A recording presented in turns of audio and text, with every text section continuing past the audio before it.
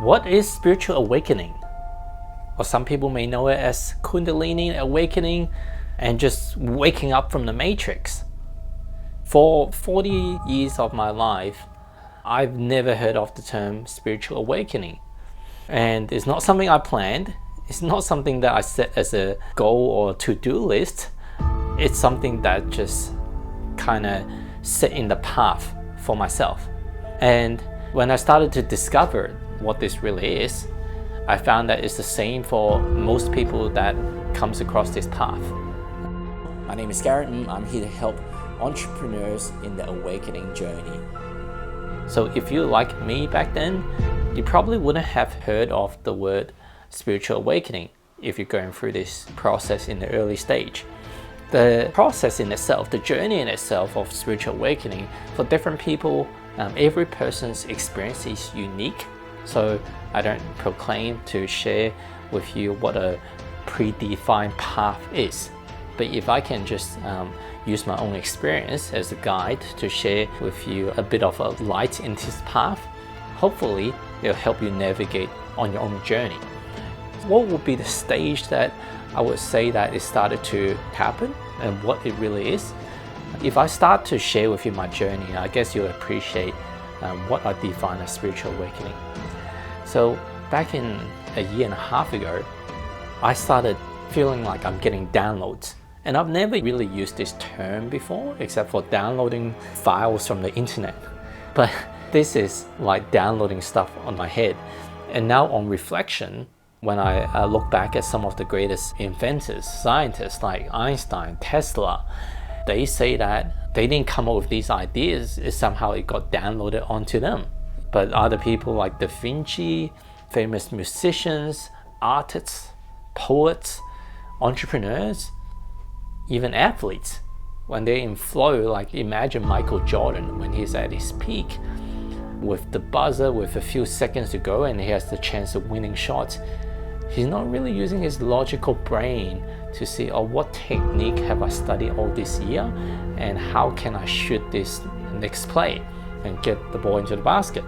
He's just going with the flow on what seems most instinctive and natural, and the idea to go left or go right, it just comes natural.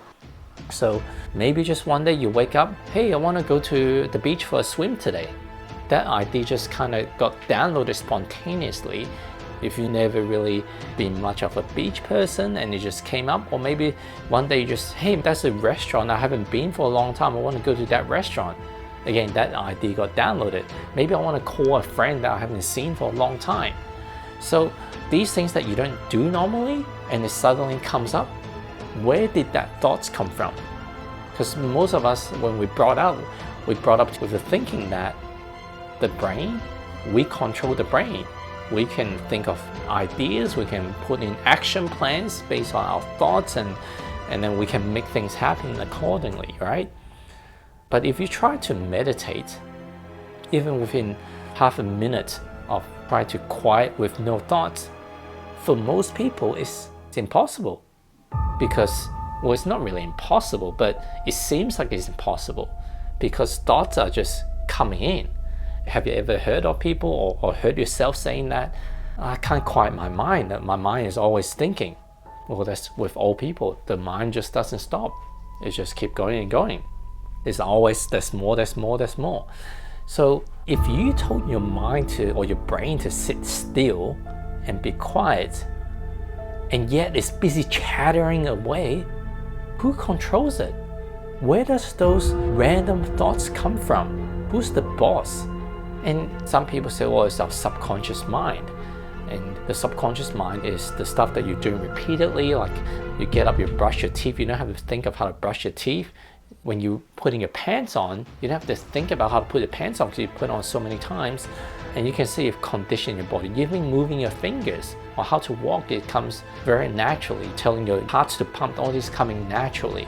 But sometimes some of the things that's completely out of the left field, that you don't know something and you just get downloaded.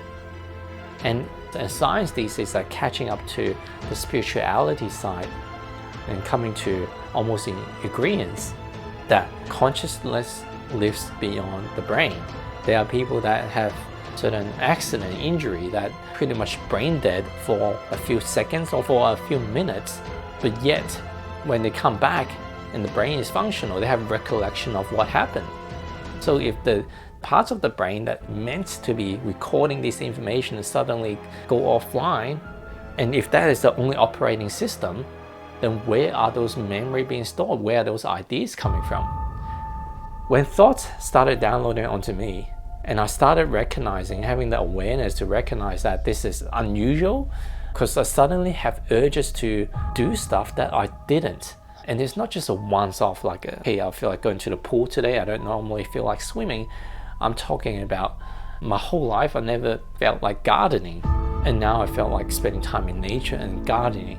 I've never had any interest to studying how the financial system really works.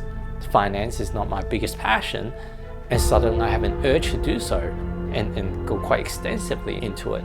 I never had urge to study how the fabric of society came about, how the indigenous tribe came about, how the world came about, how quantum physics works. All this stuff just started coming onto me. And again, the caveat is not everyone's spiritual awakening journey is the same. So your experience could be different. But what I'm trying to say is that strange phenomena started to happen. It felt like I was set onto a path instigated by the thoughts that started downloading onto me, like, look into this, go in this direction, and propelled me in a journey that for 40 plus years of my life is not something that I had a passion in, even an urge to really go in that direction. And now it's almost like completely reinventing myself and taking a journey I'm not even comfortable with, but yet it's still the thoughts and the urge to keep coming, keep going that direction. On another front, I started feeling physical sensation while I was meditating in my head. And I'm not a regular meditator at that point in time.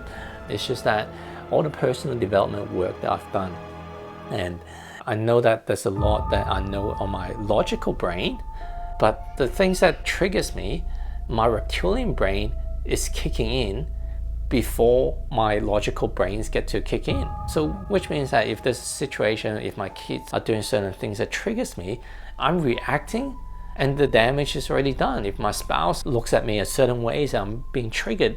It doesn't matter how much personal development we've done on tactics and strategies on what to do and understand the other person. When you're not conscious, when your reptilian brain, your monkey brain takes over, you're in fight or flight mode, and that's it. And in another front, I started feeling physical sensation in my head when I was meditating. I'm not a regular meditator up to that point, but one of the things that I was getting into is meditating to activate my mid-prefrontal cortex. Because no matter how much personal development stuff that we do, the tactics and the strategies, when we are not conscious, when we're getting triggered by your spouse, a business partner, your clients, whatever, your fight or flight part of your brain, your reptilian brain kicks in before your logical brain gets to put in those strategies. So what's the point of learning all these strategies when the damage is already being done? So I thought, you know what? Let's just focus on the part of my brain that provides more logic and calm and creative. At that time, I didn't know there was a research or multiple research that's done. If you focus on the part of the brain that you want to develop, let's just say you want to grow muscles in your arms as if you're lifting weights, or you want to improve your basketball free throws, just focusing on that part of the brain will start to develop bigger and have more power. So focus on the mid-prefrontal cortex, which is the middle part of the brain. And over time, through a meditation process I've learned from the O&O Academy, Prodigy from India, that it started like a bulging energy or bulging explosion or bulging headache that's boom, boom, boom. Whenever I'm meditating, my head is almost like it's gonna blow out from inside. And then it got to not just when I'm meditating, but even when I'm just eating, drinking, driving, talking to people, it would just activate. And I didn't even know what this is. And when I asked my Indian guides, I guess from their perspective, wisdom is within, and that's so true. But from a Western way of thinking is knowledge comes from external. So I go what I'm used to. Let's go and ask Google for answers. I searched practically bulging energy in head, what does it mean? And reading post after post after post, eventually that led me to people describing similar experiences as Kundalini awakening, Kundalini energy, and eventually spiritual awakening. It's kind of like two things of the same thing, two sides of the same coin. So that was my very first time of hearing that term. Nowadays, it's one of the words that I see and associate it more than most words. And the people that I'm spending time with have also a strong affiliation with those words as well, spiritual awakening or any words related to awakening. A lot of us think, at least for me prior to waking up, that the waking up state is the waking up. And when we're sleeping, we're sleeping.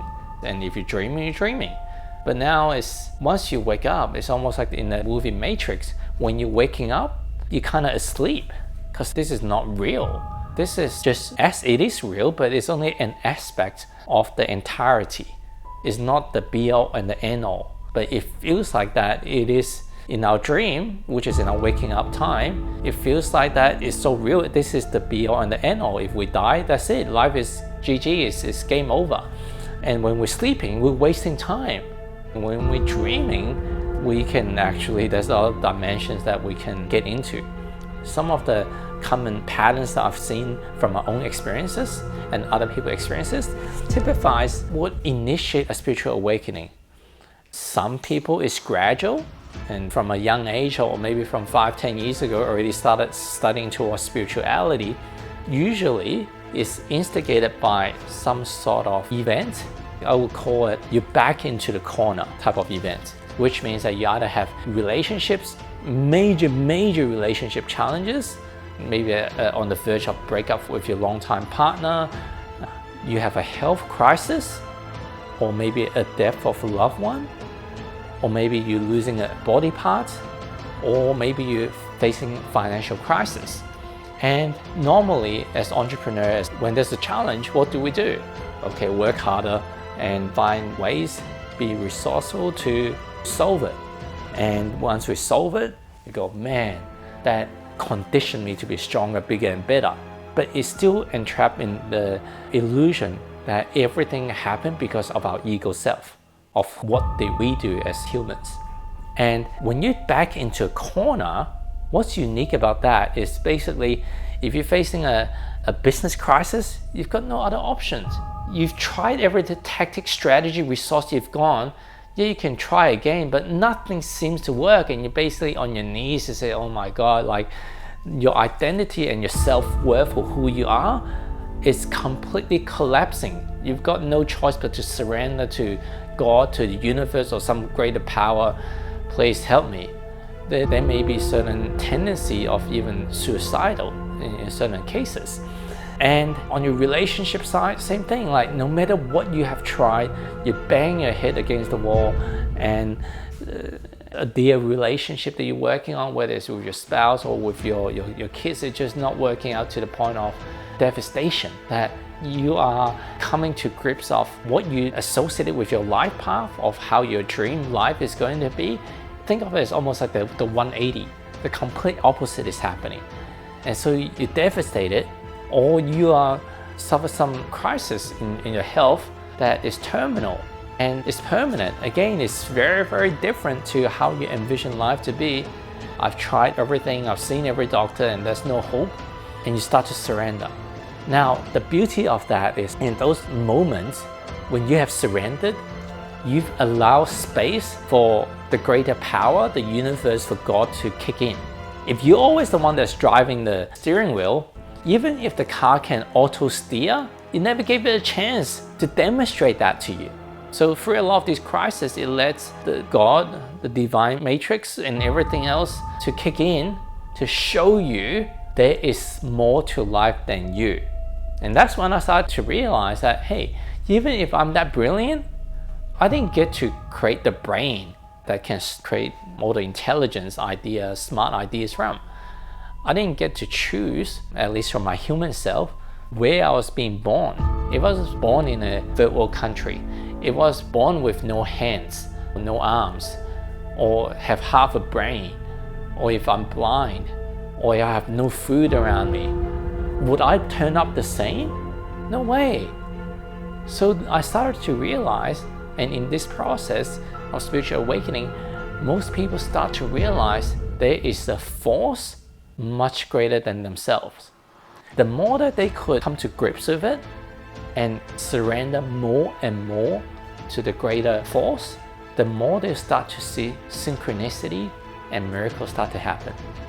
And a lot of the times, the path the universe takes you is not what your ego preference would choose. And a lot of the times it may not even be comfortable, because based on the life that you have known, is obviously is not the direction that your soul wants to lead you to. And the end path, for practically all the people I've studied and learned from, is the better path. But our ego self, in our need for control, we just can't see the better path. We think make more money, live in a bigger house, like all these things are what is going to make us happy. And we know it's flawed. So spiritual awakening helps you see life from a greater depth of dimensions, rather than just go to work, make money, get a holiday once every so often as a sweetener in life. You go through some dramatic times, difficult times to wake you up, and once you've waken up, because the foundation of what you know to be real, or what you have known to be something that is relatable to you, is collapsing before your eyes. So it can be very difficult and challenging. But once you start to wake up, are on the path of experiencing everything more, whether that's just walking your dog, taking a sip of water, talking to a friend, everything tastes better, feels better in the totality of the universe.